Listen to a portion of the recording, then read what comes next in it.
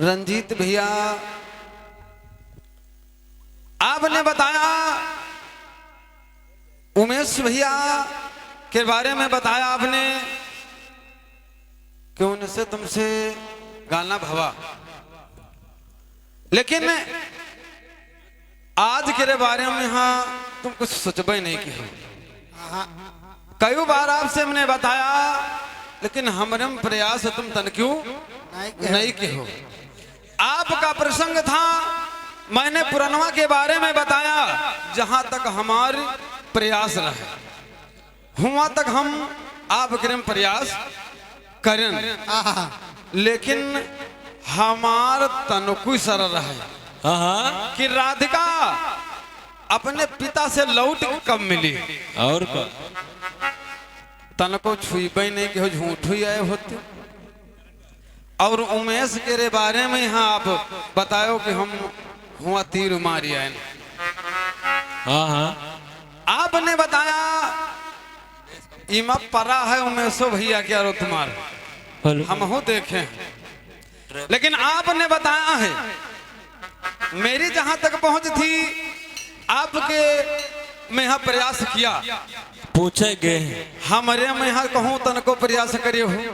पुरानवा का आपका कथा है, और जहां तक हमारे पहुंच रहा है तहां तक हम गायन तुम्हारे हम गायन हमारे हम कहूँ नहीं आयो।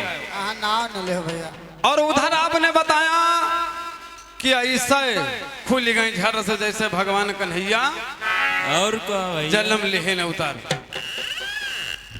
लेकिन आप भूल गए, मैंने आपसे पूछा था कि कंस का पहरा इतने तेज लगा दिया, और वहां पर एक नारी थी और उस नारी का एक पुत्र था। ए भैया भैया कहीं कि लौंडा कहूँ कनाड़ा खोल पावत ताला, महतारी बाप के लिए लौंडा थी बुढ़ा जाओ लौंडे लौंडे रही है वो बप्पा बन महतारी बाप रही है उनका लौंडे कहें को बप्पा को थोड़े कहें। रंजीत भैया आप या तो प्रमाण हमसे लियो कि वो लड़का जब महतारी कहिस कि भैया जो जाओ ताला खोल दियो, और वो लड़का जाकर के ताला खोलता है। आप या तो प्रमाण लियो तो हरी मनो, और या तो हमारे में जत्ता अत्ता पर्रा है वो बता दियो, हम हार गए और आप बातन से बंद करो। अब ज्यादा भोर करे से कोई मतलब, तुम उमेश के तीर मारे हो चाहे सजीवन के मारे हो, हमका इतनी बात खाली बताओ बस हमारा तुम्हारा गाना आइए, तब तक हमारे या कटपिस बात सही है। हाय हाय हाय मोरे राम माहोरा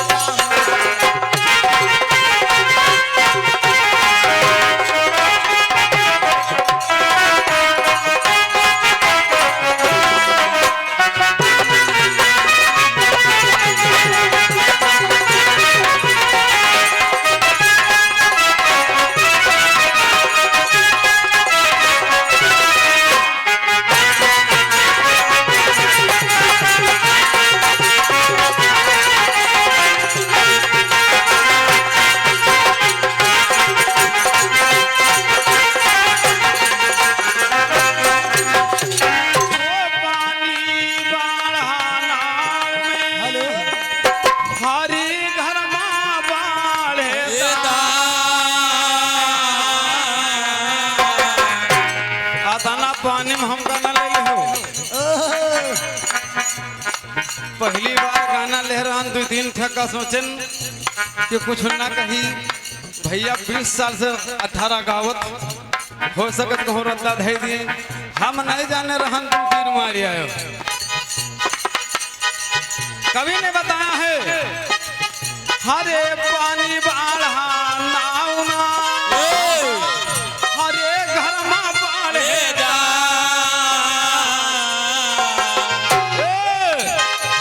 हरे दोनों हाथ ना उलझिए हरे दोनों हाथ ना उलझिए यह सयाना काम रामा।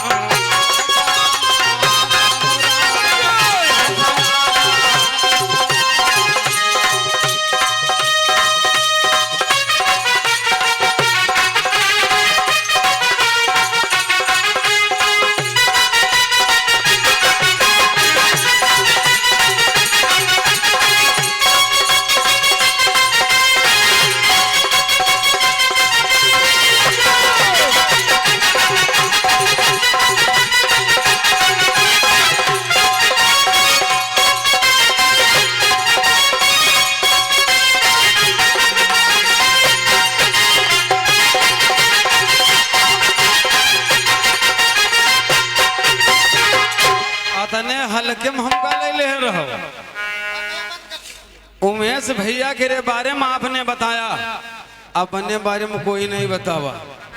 ठौरे बबुरहिए में रहो हाँ पूरे गांव भरे में यहाँ कहा का कि भैया कोई आगे प्रमाण विजय बाबू क्या देख ही लियो कोई गांव के देख है नहीं आ आओ जाओ यूट्यूब पे यहाँ पर रहा।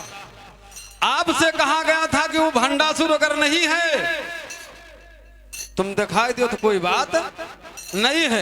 आप भी नहीं दिखाए थे रंजीत भैया हमका तुम हल्के में ले ले हो। हम सोचा कि यार भैया हम ठौरे के रियान कुछ नहीं कहे हम कुछ नहीं कहे लेकिन अब यह प्रयास हमारे बस की बात नहीं है। आप दिखाओ हमका बता दो यह चीज कि वह राधिका कब मिली अपने बाप के यहाँ और उधर वो लौंडा ताला कौन है पुलिस ये दो चीजें या तो हम मैं हारी मान जाऊंगा अगर आप दिखा दोगे और बता दियो कि यू आए तो हम हारी मान लेहन और या तो आप हारी मानिए मैं प्रमाण दूंगा कि वो लड़का कौन है। तो यहाँ से बंद करो फिर दिखाओ मैं तो कभी ने बताया है अब ना कहो अब ही थोड़ा रहेगा कि यह सया ना काम राम का सुमिरन की जय।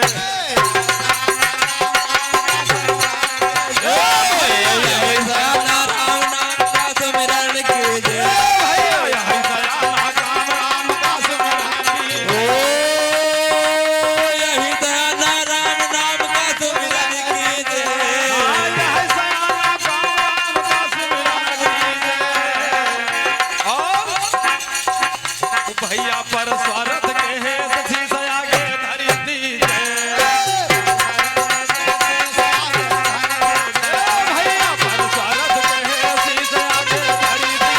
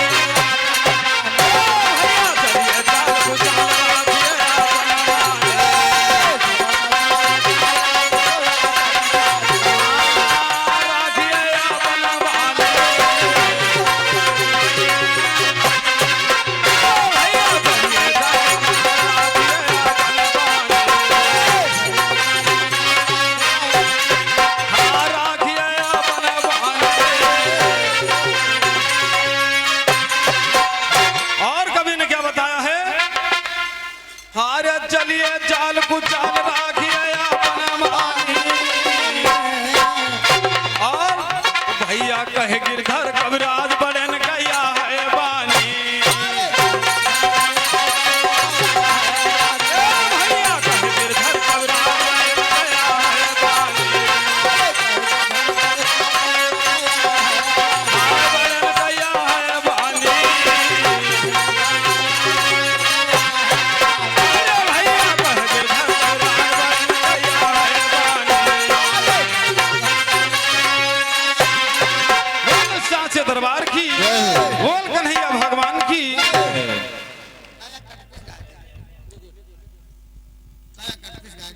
हेलो हेलो आइए एक छोटा सा कड़पिस और कहना है जो कि यहीं से वाणी का विराम है। हाँ हाँ लेकिन गीत बाजार कहना है। क्या भैया गीत करा है कि हटा हटा हटा जरा हट के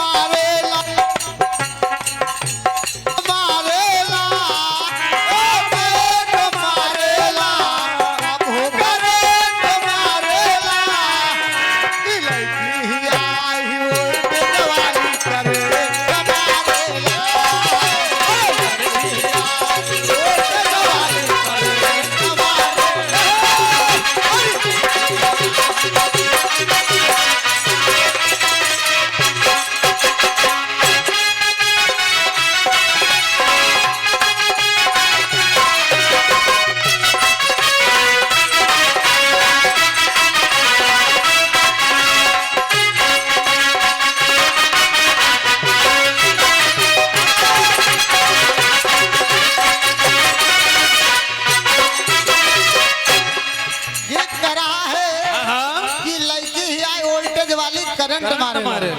देखिए प्रयास रहेगा कि अगर लड़की ना आए तो लड़की का नाम आ जाए। जिस समय रावण माँ जानकी को हरने के लिए जाता है और मामा मारीच को भेज दिया मृगा बन के। जब मामा मारीच भगे तो राम ने पीछा किया और जब राम पीछा करे तो मारीच चिल्लाने लगा कि बचाओ लक्ष्मण।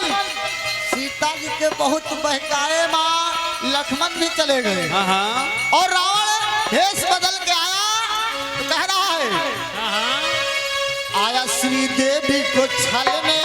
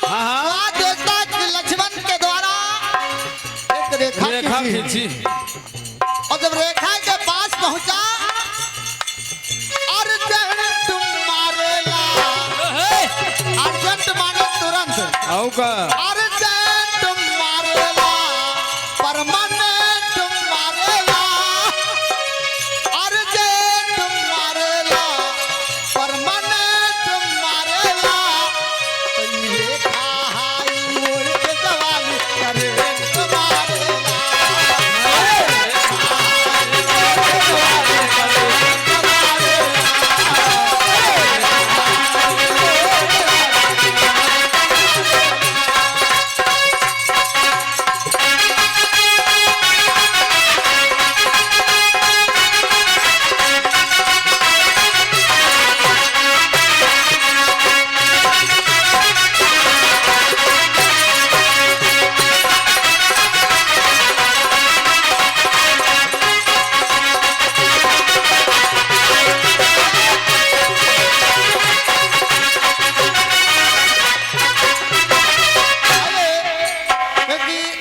यहाँ लड़की का छठी है।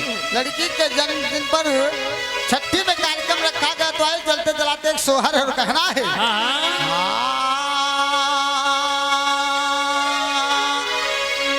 ओ मोर रामा ओ मोर रामा सीता के दूना हो लाला नवायर पेलाना वा मधुलर पेलाना वा मधुलाय हो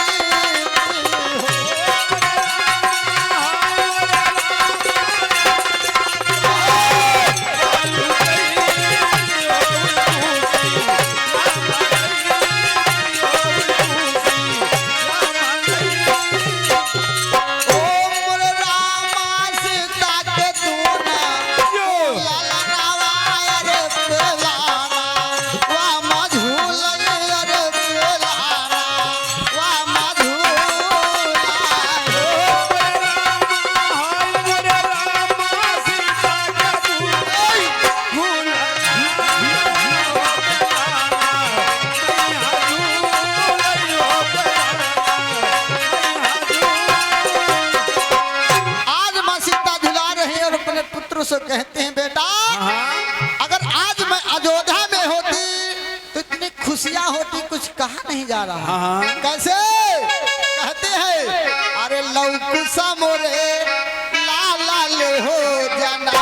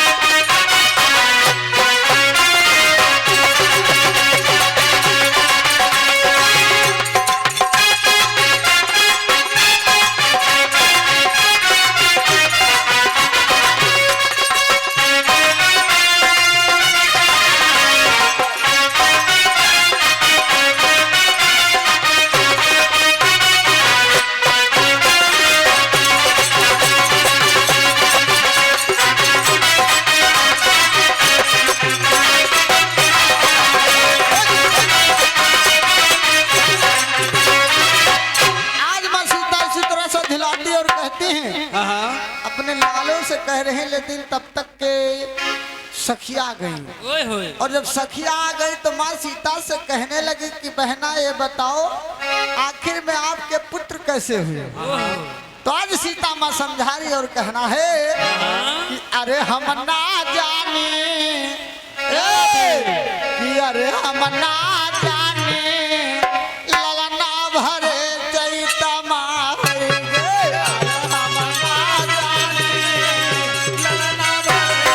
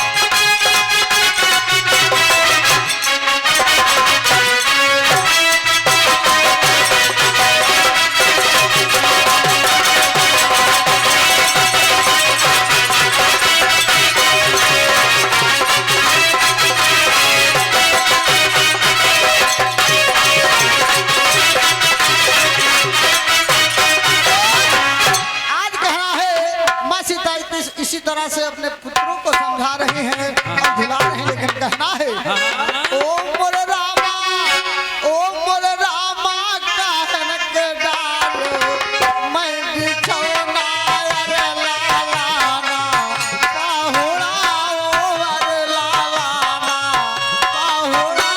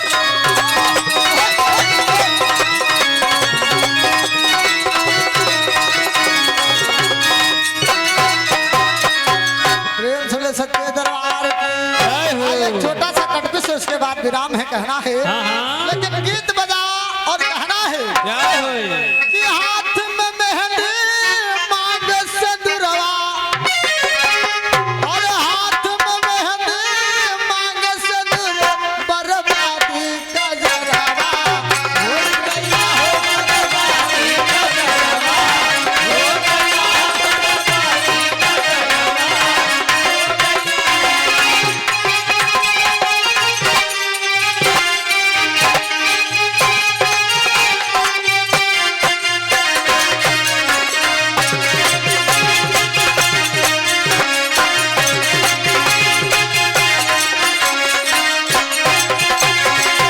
हाथ में मेहंदी मांग सिंदूर, बर्बादी का जरावा हो गया। अरे बलम पर जसवा मत छाए, अरे बलम पर जसवा मत छाए, फूल धनवा सब लवा हो गया, हो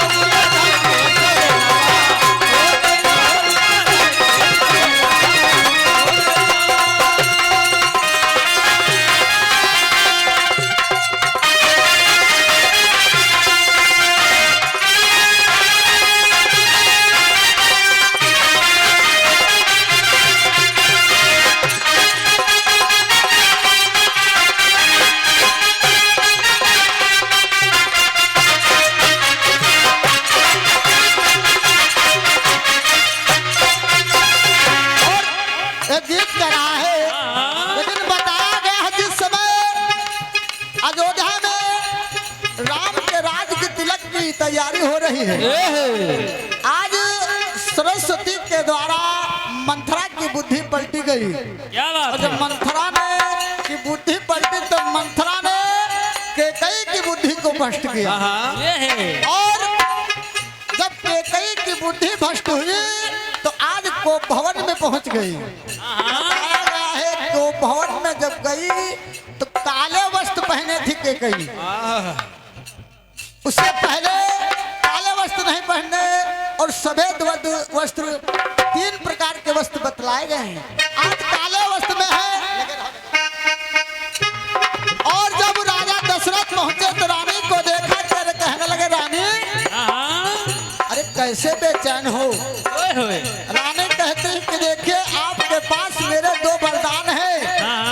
राजा कहते धड़क मांग लीजिए। कहती कि पहला वरदान अयोध्या का राजा मेरा पुत्र बनेगा, और दूसरा वरदान राम 14 वर्ष वनवास जी। जब इतने वचन को सुना तो राजा दशरथ जमीन पे गिर पड़े, और जब जमीन पे गिर पड़े तो कहती कि रानी हाथ की मेहंदी पाँव महावर। कहने लगे सुनो, अरे तू करेगी क्या।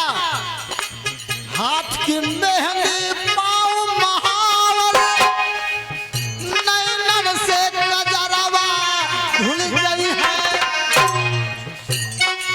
हाथ की मेहंदी पाँव महावर, नैनन से गजरवा धुल गई है। अरे पहले पर की कोई बात नहीं, पहले पर की कोई बात नहीं, पर दूसर घटनावा हो गई है।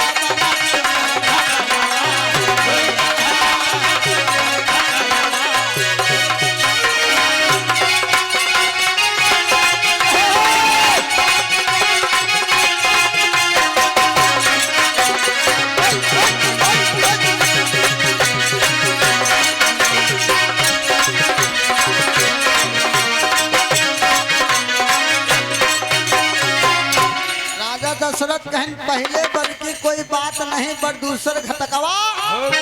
और जब इतनी बात को सुना तो फिर कवि ने कलम चलाया, लेकिन फिर गीत बजा, और गीत बजा तो क्या कह रहा है, तेरा सजना सवरना है किस काम का, माला जपते हो तुम औरों के नाम का, भी हो तो बीबी की कदर होगी क्या। गीत करा है, बीबी हो तो बीबी की कदर होगी क्या।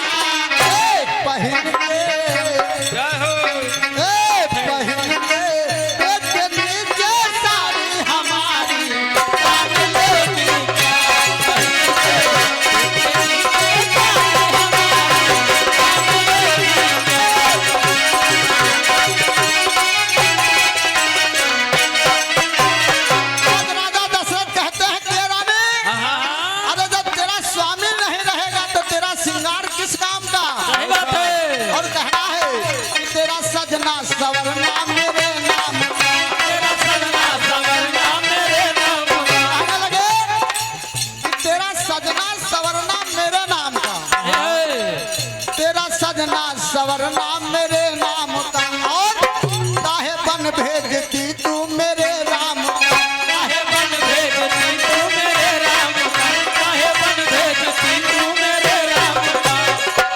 बीबी हो तो पति को जहर दो जी क्या कहने लगे कि बीबी हो तो पति को जहर दो जी क्या मांग के मांग के तू सरवर नारी हमारी जान लेगी क्या मांग के तू सरवर नारी हमारी जान लेगी